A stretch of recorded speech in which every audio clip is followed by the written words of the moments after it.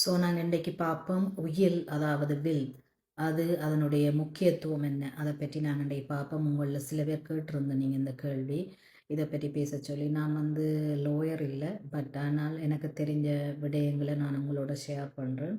நீங்கள் வில்லை க்ரியேட் பண்ண வேணும்னு சொன்னால் நீங்கள் போய் லோயர்கிட்ட க்ரியேட் பண்ணலாம். அப்படி இல்லைன்னு சொன்னால் சில வகையான இன்சூரன்ஸ் கம்பெனி இந்த வில்லை ஃப்ரீயாக வச்சுருக்குறாங்க க்ரியேட் பண்ணுறதுக்கு. அப்படியான இன்சூரன்ஸ் கம்பெனி என்னட்ட இருக்குது. நீங்கள் அதுலேயும் இந்த பில்லை க்ரியேட் பண்ணலாம். பில் ஏன் அவசியம், இது முக்கியமான ஒரு விடயமா என்றதை பற்றி பார்ப்போம். ரியல் எஸ்டேட் மற்றும் நிதி திட்டமிடலின் மூலம் உங்கள் செல்வத்தை வளர்த்து கொள்ளவும், வீடுகள் வாங்க விற்க முதலீடு செய்வதற்கும், ஆயுள் காப்புறுதி திட்டங்களுடன் முதலீட்டு வாய்ப்புகளுக்கும் என்னை அழையுங்கள். தொலைபேசி இலக்கம் 6477038361. உங்களுக்கு ஏற்ற சிறந்த திட்டத்தை உருவாக்க உங்கள் வெற்றி பயணத்தை இன்றே தொடங்குங்கள்.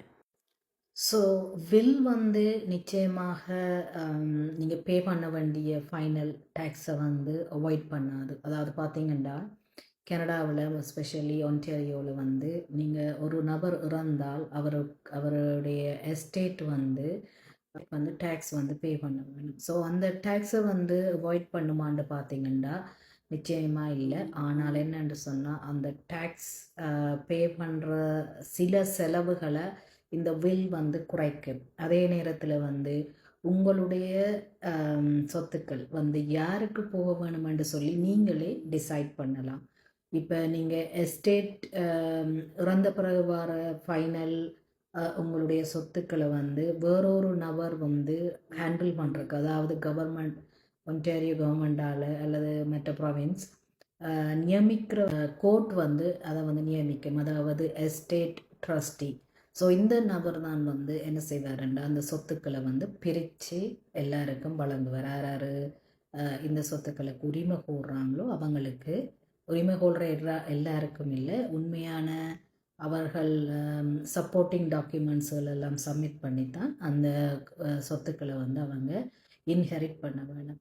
ஸோ ஆகவே இந்த வில் என்ற ஒரு விஷயம் இருந்தால் உங்களுடைய சொத்துக்கள் நீங்கள் யாருக்கு வழங்க வேணும்னு சொல்லி யோசிக்கிறீங்களோ அவங்களுக்கு நேரடியாக போய் சேரும். ஆனால் அதுக்கும் நீங்கள் டேக்ஸ் பே பண்ண வேணும். அந்த டேக்ஸ் எவ்வளோ பார்த்தீங்கன்னா முதல் $50,000 டேக்ஸ் இல்லை.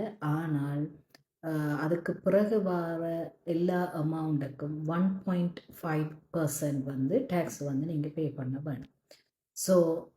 ஸோ இந்த வில் இருந்தாலும் வில் இல்லாட்டாலுமே டேக்ஸ் பே பண்ணணுமெண்டா வில் இம்பார்ட்டன்ட் அல்லது கட்டாயமாக இருக்க வேணுமாண்டா எஸ். ஏன்னா சில ஃபீஸை நீங்கள் அவாய்ட் பண்ணுறதுக்கு வில் நிறைய உதவி செய்யும். அது என்ன ஃபீன்னு பார்த்தீங்கன்னா கோர்ட் ஃபீ, கோர்ட் ஃபைலிங் ஃபீ, எக்ஸிக்யூட்டர் ஃபீ, அட்மினிஸ்ட்ரேஷன் கோஸ்ட், மற்றது அக்கவுண்டிங் ஃபைலிங் ஃபீ, லீகல் ஃபீ, அதாவது லாயர்ஸை ஹயர் பண்ணினீங்கன்னா அவங்களுக்கான ஃபீ. ஸோ இந்த மாதிரியான ஃபீஸே உங்களுக்கு வரப்போகிற சொத்துக்கள், அதாவது உங்களுக்கு பிறகு உங்களுடைய பிள்ளைகளுக்கு போகின்ற சொத்துக்களில் பல பகுதியை இந்த மாதிரியான ஃபீஸ் எடுத்துவிடும். அதனால் வில் ஒன்று இருந்தால் அந்த வில் அதுக்கு ஹெல்ப் பண்ணும். ஸோ வில்லுக்குள்ளே போகாத பல சொத்துக்களும் இருக்குது. அதாவது இந்த டேக்ஸ் ப்ரொபேட்டுக்குள்ளே போகாதது. ப்ரொபேட்ன்றது பார்த்தீங்கன்னா ஒரு நபர் இறந்த பிறகு அவருக்கு நியமிக்கப்படுற, அதாவது கோர்ட் நியமிக்கப்படுற அந்த ப்ரோசஸை தான் ப்ரொபேட் ப்ரோசஸ் என்று சொல்லுவாங்க. அந்த ப்ரொபேட் ஃபீஸ், அதாவது ப்ரொபேட் டேக்ஸுக்குள்ளே அடங்காத சில பெனிஃபிட்ஸும் இருக்குது. அப்படியான பெனிஃபிட் என்னென்னு பார்த்தீங்கன்னா லைஃப் இன்சூரன்ஸ், ஆர்ஆர்எஸ்பி, இதெல்லாம் நேம்ட், அதாவது நேம்ட் நீங்கள் அதில் டெசிக்னேட் பண்ணியிருந்தீங்கன்னு சொன்னால், நியமிச்சிருந்தீங்களென்று சொன்னால் அவர்களுக்கு அந்த சொத்துக்கள் போகிற நேரம் அது ப்ரொபேட் ப்ரோசஸை அவாய்ட் பண்ணும். அதுக்குள்ளால் போயிட்டு போகாமல் நேரடியாக அந்த பெனிஃபிஷரிக்கு போய் சேரும். ஆனால் அதை விட இந்த ப்ரொபேட் ப்ரோசஸுக்குள்ளே போகக்கூடிய சொத்துக்கள் என்னென்னு பார்த்தீங்கன்னா ரியல் எஸ்டேட், அதாவது வீடுகள் நீங்கள் இன்வெஸ்ட் பண்ணியிருந்தால் இன்வெஸ்ட்மெண்ட் வீடோ அல்லது நீங்கள் பிரின்சிபல் ஹோமோ ஏதாவது இன்வெஸ்ட்மெண்ட் ரிலேட்டடானது. அதை விட உங்கள்கிட்ட பேங்க் அக்கௌண்ட்டில் இருக்கிற இன்வெஸ்ட்மெண்ட், கேஷ், அடுத்தது வந்து பார்த்தீங்கன்னா உங்கள் லாக்கர், அதில் இருக்கிற நகைகள், இவை எல்லாமே இதை விட வேறு பிஸ்னஸ் வச்சுருந்தீங்கன்னா அது சம்மந்தமான இன்கம், இவை எல்லாமே வந்து இந்த ப்ரொபேட் ப்ரோசஸுக்குள்ளே தான் போயிட்டு வரும். ஸோ ஆகவே 50,000க்கு மேற்பட்ட எல்லா சொத்துக்களுக்கும் 1.5% படி இந்த டேக்ஸ் வந்து சார்ஜ் பண்ணுவாங்க. ஸோ இந்த வில் வந்து இருக்கிறதால என்ன ஒரு பெனிஃபிட்னு பார்த்தீங்கன்னா, ஒரு நபர் இறந்த பிறகு அந்த நபருக்கு நான் தான் பிள்ளைகள் அல்லது நான் தான் சகோதரன், எனக்கு வந்த சொத்துக்களில் உரிமை இருக்குன்னு சொல்லி கோர்ட்டில் போயிட்டு உங்களுடைய சொத்துக்கு எதிராக யாருமே வந்து வாதாடலாம், யாருமே வந்து உரிமை கோரலாம். ஆனால் அந்த உரிமை வந்து சரியான உரிமையான்னு சொல்லி பார்க்குறதுக்கு கோர்ட் என்ன செய்யும் என்று சொன்னால் அதை நீண்ட காலம் எடுக்கும்.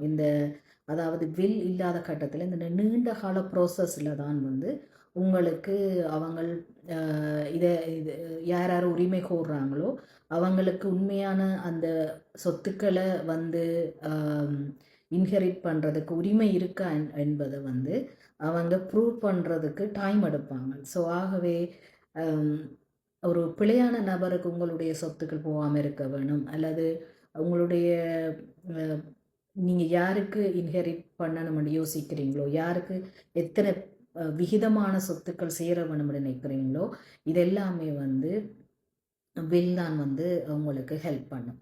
இப்போ சில நேரம் பார்த்தீங்கன்னா சில பேர் என்னோட பேசியிருக்கிறீங்க, நீங்கள் சொல்லியிருக்கிறீங்க வில்லுக்கு பதிலாக நான் வந்து என்னுடைய ப்ராப்பர்ட்டியை வந்து பார்ட்னர்ஷிப்பாக நான் வந்து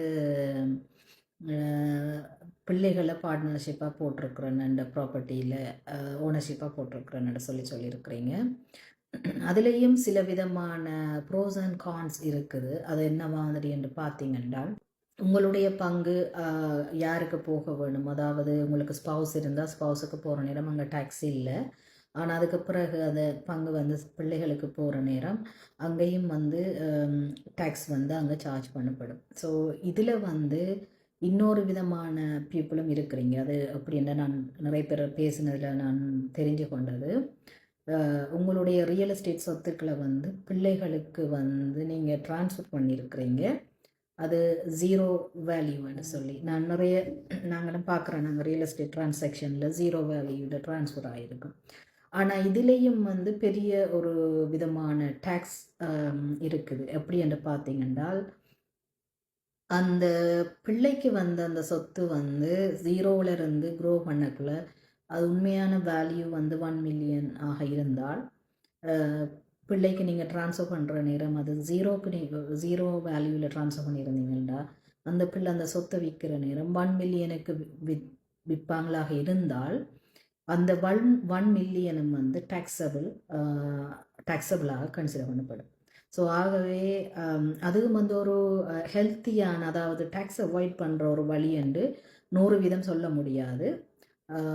ஸோ வில் வந்து என்ன பெனிஃபிட் இதில் என்று பார்த்தீங்கன்னா, உங்களுக்கு தேவையான நபருக்கு போய் சேரக்கூடிய ஒரு ஒரு முக்கியமான ஒரு வேலையை செய்யுது.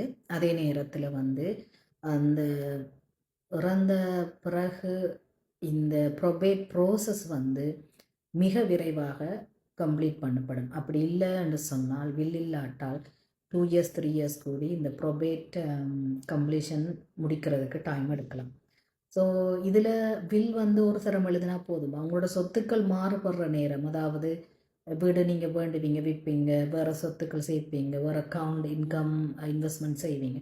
ஸோ ஒவ்வொரு தடவையும் இந்த வில் நீங்கள் அப்டேட் பண்ணப்பட வேணும், சரியா? ஸோ வில் அப்டேட் பண்ணினால்தான் அது பிரயோசனம். இது வந்து $50,000 மேலே பெறுமதியான சொத்துக்கள் இருக்கிறவங்களுக்கான ஒரு மெத்தடை தான் நான் சொல்கிறேன் இதில் வில்லுன்னு சொல்லி. இதை விட இன்னும் ஒரு பெனிஃபிட்டான ஒரு மெத்தடும் இருக்குது. அது வந்து பார்த்தீங்கன்னு சொன்னால் ஃபேமிலி ட்ரஸ்ட். ஸோ அது வந்து இன்னும் கொஞ்சம் உங்களுக்கு டேக்ஸை இன்னுமே சேவ் பண்ணக்கூடிய ஒரு மெத்தட். அதை பற்றி நாங்கள் இன்னொரு வீடியோவில் பார்ப்போம். ஸோ இது வரைக்கும் உங்கள் யார்கிட்டையாவது வில் இல்லாமல் இருந்தால், நீங்கள் அதை வந்து பே பண்ணி செய்கிறத விட நீங்கள் இதை இலகுவாக, அதாவது சில சர்வீஸோடு சேர்த்து எடுக்கிற நேரம் அப் டு டேட்டாக நீங்கள் வச்சுருக்கக்கூடிய ஒரு மெத்தடில் உங்களுக்கு நான் செய்து தரலாம். நீங்கள் எனக்கு கால் பண்ணினீங்கன்னா என்னுடைய ஃபோன் நம்பர் 6477038361. ஸோ இன்றைய நாள் எல்லாருக்கும் சுபிட்சமான நாளாக அமைய வாழ்த்துக்கள். நன்றி.